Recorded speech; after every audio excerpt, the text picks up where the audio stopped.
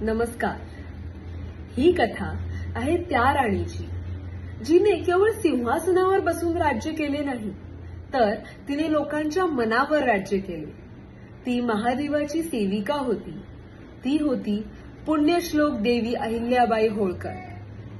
काशी विश्वनाथाचे पुनर्निर्माण तिने अभिमानाचे विषय म्हणून नव्हे, तर कर्तव्य म्हणून स्वीकारले.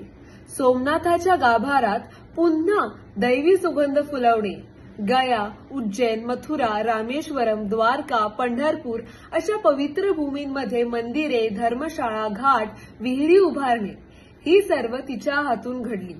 कारण तिला वाटत होते की हे शिवाचीच इच्छा आहे. तिने तलवारीने नव्हे तर तीर्थाने राज्य केले. आदेशांनी नव्हे तर हृदय जिंकून राज्य केले.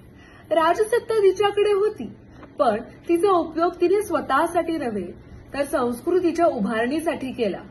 अहिल्याबाईंसाठी हर हर महादेव ही केवळ एक घोषणा नव्हती, ती त्यांच्या जीवनाची दिशा होती. त्यांना माहित होतं की महादेव म्हणजे मोकळेपणा, सहिष्णुता, विवेक, शौर्य आणि विनम्रता. त्या सांगतात की गर्व करा तुमच्या संस्कृतीचा, पण गर्वाच्या गजरात विनम्रतेचा गंध हरवू देऊ नका.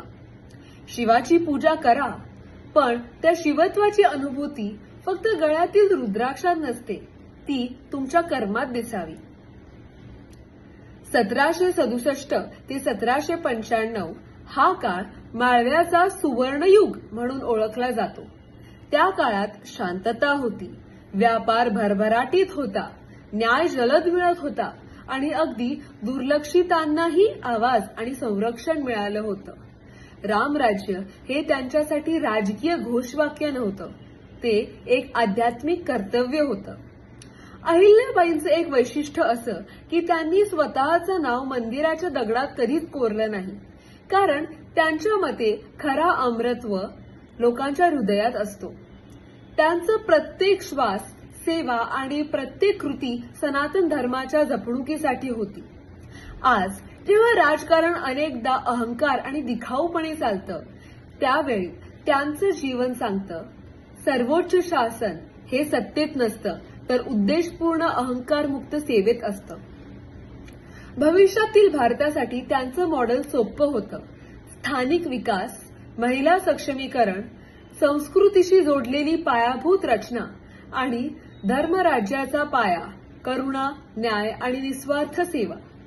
कदाचित त्यांच्या पुतळ्यांपेक्षा, चिक्क्यांपेक्षा खरी श्रद्धांजली त्यांना हीच असेल की प्रत्येक नेता सेवा करेल, प्रत्येक सत्ता धर्म जपेल आणि प्रत्येक स्त्री जात, पंथ, वर्ग काहीही असो पुढे जाण्यासाठी सक्षम होईल.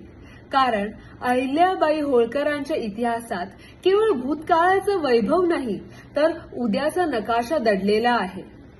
धन्यवाद.